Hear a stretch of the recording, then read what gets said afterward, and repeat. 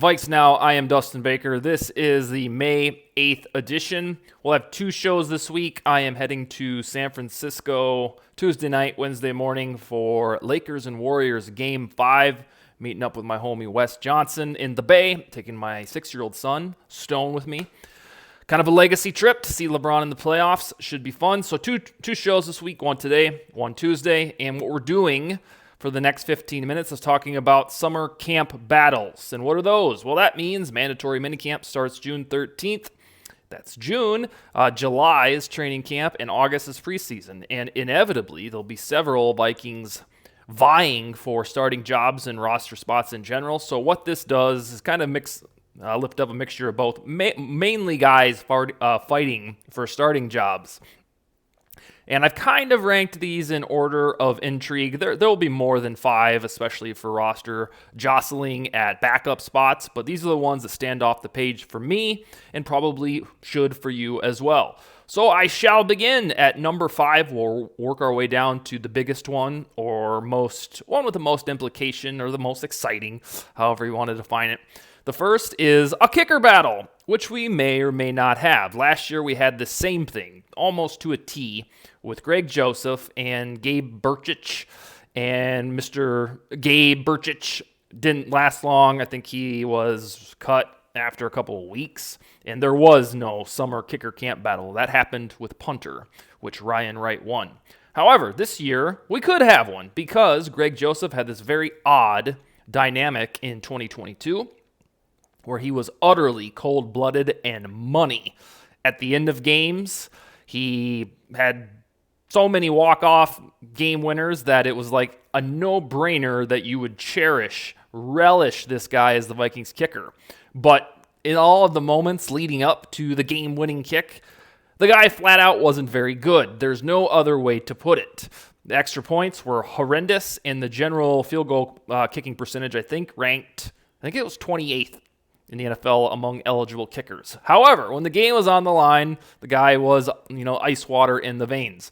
So for Vikings fans who are absolutely scarred by kickers that will make your eyeballs roll to the very back of your skull when you even mention the position, Greg Joseph should be a very hot commodity. The guy can hit game winners.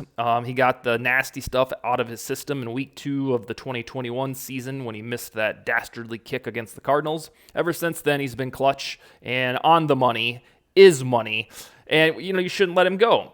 So I think the Vikings believe they can iron out his extra point struggles and his generalized field goal kicking lack of good percentage. But if not, so last year we saw this thing with punter, with Jordan Berry and Ryan Wright. Most of us, this guy, thought, Jordan Berry would win that because who the hell is Ryan Wright? It's like a punter that looks like CC Sabathia. Well, I'll be damned. Ryan Wright won the job was one of the league's best punters as a rookie. So there is precedent for this coaching staff and this front office saying the hell's with you, with the veteran special teamer and going with the young guy. So that could happen. The other guy's name is Jack Podlesny. I think I said it right. Jack Podlesny from Georgia. Now, the knock on him is he doesn't have a real boomer of a leg. He's just kind of accurate in general and doesn't quite have that Joseph gene where he can connect from, 55 and beyond, or at least he didn't as a Bulldog. I'm surprised as a Georgia Bulldog he wasn't drafted by the Eagles because they drafted every Bulldog imaginable during the draft, and I think even pondered drafting the actual Bulldog mascot. I kid. So this one is a kicker battle between Joseph and Podlesny. We shall see who wins it. I think the advantage goes to Joseph because Matt Daniels, the special teams coach, can probably iron out the extra point woes. But yeah, this could be year 3 of the same kicker, which is kind of an oddity for Vikings football since the good version of Blair Walsh. But kicker, number 5 on the list. Number 4 is what I would consider the nose tackle position, and I don't know how to frame the who. So for easy speak, I'll say Khyiris Tonga and the rookie Jaquelin Roy. Now, he's from LSU. He's a 5th rounder. He's probably not going to start.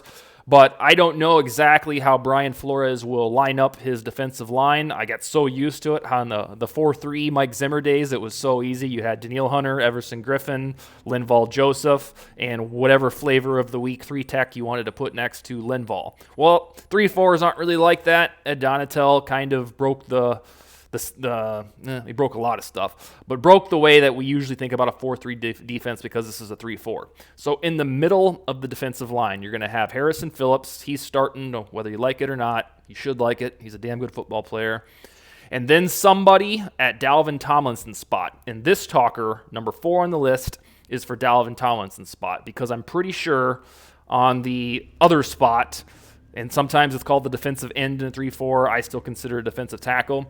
It is Dean Lowry and Jonathan Bullard probably going to vie for the spot. But at Dalvin Tomlinson's spot, you, I think, want a big-bodied run stuffer, and by default, that would have to be Kairos Tonga, who had a wonderful, unforeseen 2022 season.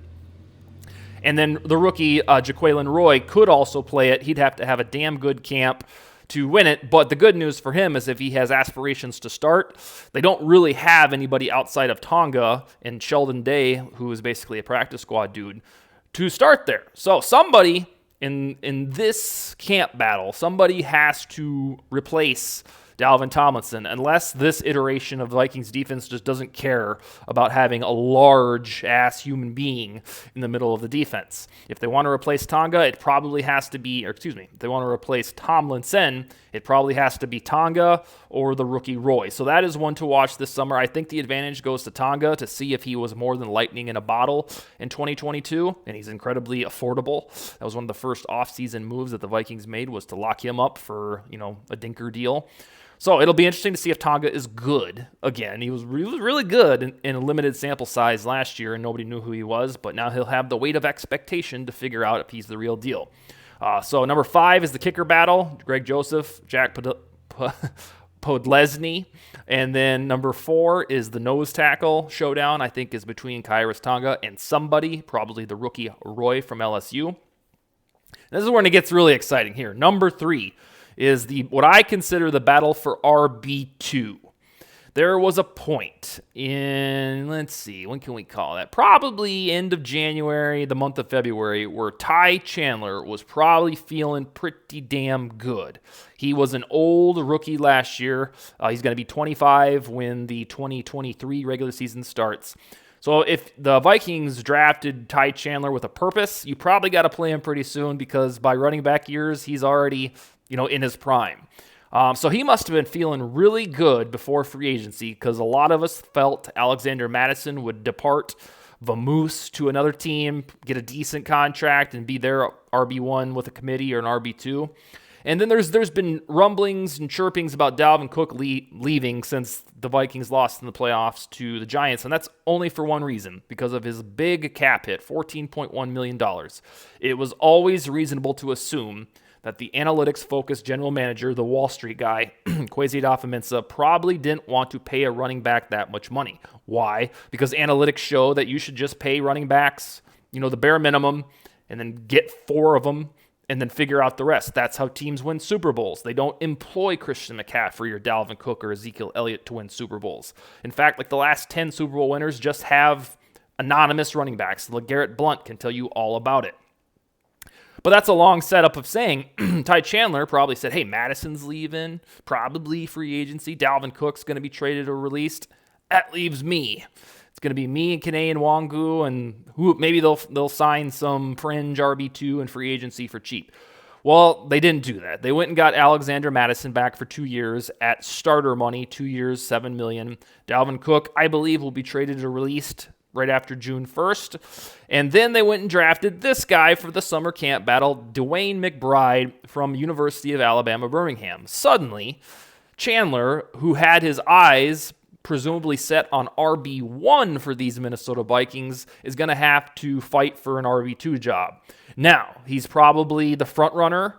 He's the incumbent in the room behind Madison, and he's going to be 25 years old, and McBride is only 21 at the moment. So I'm going to guess that Ty Chandler is the RB2, but McBride was a workhorse at UAB, and he's damn good. In a draft not long ago, let's say 2014, Dwayne McBride probably would have been a second or a third round draft pick. The Vikings found him in round seven, courtesy of the trade with the San Francisco 49ers that also netted Jaron Hall. So the RB2 battle, I think, will be a thing because it's Ty Chandler versus Dwayne McBride, two young studs at running back. And what we're going to have for the first time in probably my lifetime for the Vikings is a running back by committee. I don't know if they did it back in the 70s and 80s. I don't think so.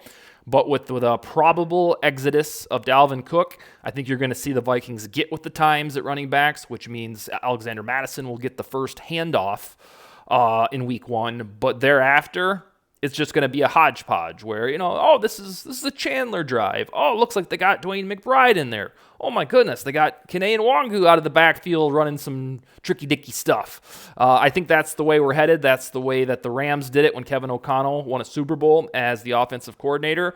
And I think analytics focuses general managers use running back by committees. So the RB2 battle here to monitor is Ty Chandler versus Dwayne McBride. Number 2 on the list is very important, perhaps the most important one of all summer camp battles, and I'll write about it a lot this summer, talk about it a lot on the show. It is the battle for the other starting cornerback job. Thank God the Vikings signed Byron Murphy in free agency, because if we didn't have him, you'd have all kinds of maybes and question marks heading into the 2023 season at cornerback.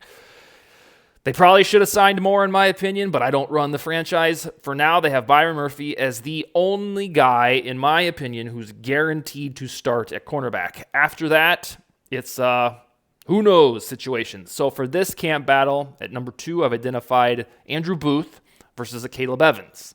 One of those guys who were peppered by injuries last year is probably going to rise this summer and be the guy at CB2 on the outside, which means he would probably defend the other team's second best receiver. Now, if you go based on performance from 2022, that should be a Caleb Evans. He's also lovable. If you're on Twitter, you'll figure out how lovable Caleb Evans is. And based on his product on the field, especially the Washington game, a little bit in the Bills game, before he started the concussion palooza, Caleb Evans looked like a damn good round 4 find from the 2022 NFL draft. However, Andrew Booth, he was supposed to be a first rounder last year during that draft. He fell to the second round, and bada bing, the Vikings plucked him from there. And then he had his own injury maladies, and unlike Evans, when Booth was on the field in a regular season capacity, he didn't play well at all. So we're like, oh God, is this guy going to be any good? Sometimes it takes rookies more than a couple games in the rookie seasons to figure it out. You shouldn't be surprised one iota if Andrew Booth shows up this training camp and this preseason and looks like a baller. That's what we want to happen. That's probably what will happen. The guy's big. The guy has the pedigree. The guy has the scouting report. He should be a starting cornerback. But he has to actually go win that job. That is the big what if. So I've identified this one as Booth versus Evans for the other starting job next to Byron Murphy, with Mekhi Blackmon perhaps becoming the slot cornerback as a rookie, or Jay Ward folding over from his safety responsibilities, or Jawan Williams, free agent newcomer. So there's a lot of options, but just none of them have NFL resumes. They're all kind of like, oh yeah, upside. Yeah, we could start Booth. He was good coming out of college. We shall see where they land. I think it'll probably be between Booth and Evans for the, again, other starting cornerback job. And finally, number 1. This is the most exciting because it involves a position that you love to death. It's wide receiver. The Vikings have an unbelievably rich history at drafting wide receivers and having them become future Hall of Famers or flat out productive. Justin Jefferson, Percy Harvin, Randy Moss can tell you all about it. Well, now we have another one. Jordan Addison was selected with the 23rd overall pick in last week's draft. And this was a spot where the Vikings probably should have focused on defense. You had the NFL's 27th ranked defense per DVOA, despite a 13-4 record, or I guess you had the 13-4 record despite a shitty defense. So on paper, they probably should have drafted defensively in round 1, but they said the hell with you. We're not doing that. We don't want those games where Justin Jefferson is completely taken out of the game plan because they put like 3 dudes on him. So you know what? We're drafting Jordan Addison because he can help. Good. The Vikings are going to be rich on offense. It's a throwback to nostalgia for me when I started watching Vikings football in 1996. That's all we did. We played offense and hoped that we scored 35 points while the other team scored 32. Thankfully, Brian Flores is in the saddle, so his defense shouldn't be putrid. But at the final camp battle that I've identified, the most exciting one that has the most implication for the offense is Jordan Addison versus KJ Osborne. Now, KJ Osborne, I believe in my heart of hearts, thought that he was on deck to be the WR2. He can still go win the job this summer. It wouldn't be weird at all for Jordan Addison to need multiple weeks, maybe even a full season, to get his footing underneath him. I don't think that'll happen. I think he's game ready. But Osborne, very much, you could tell from his tweets, dunking on folks, believe that he was the WR2 when Adam Thielen left in March. Well, the draft plan said otherwise, because if you draft Jordan Addison, you're not taking a flyer on him. You attached a first-round stigma on him, and therefore, he's got to play. Almost like as much as the Vikings tried to force Laquan Treadwell into production, Addison's going to get the same treatment, but Addison will probably actually be good.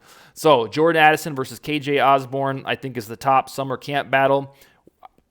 Based on the excitement, Addison has to win it, and if he doesn't, there'll be some pause as to what happened. But thankfully, Osborne is no pushover, so those two should duke it out in the training camp and in preseason to figure out who is the guy week 1 opposite Justin Jefferson. The good news for the guy who doesn't win the WR2 battle is that the Vikings with Kevin O'Connell run a lot of 3 wide receiver sets, so it's not like, if Osborne loses the WR2 battle, he's benched and he'll get 20 targets. No, he's going to be showcased to the utmost, but we need to determine in June, July, and August, in preparation for September, who is going to be the human being that gets the targets when Justin Jefferson is neutralized by stacked coverage on Sundays. And you'll start to figure that out. June's minicamp probably won't tell you a whole lot, but training camp will, and so will preseason. So Addison versus Osborne is my top summer battle, and if you watch any other shows like this or read more material on summer camp battles, that's probably going to be at the top of most lists. All right, we'll be back tomorrow with one more episode of the week before this guy and his kid head to San Francisco to watch the Lakers and Warriors. But in the meantime, skol, baby.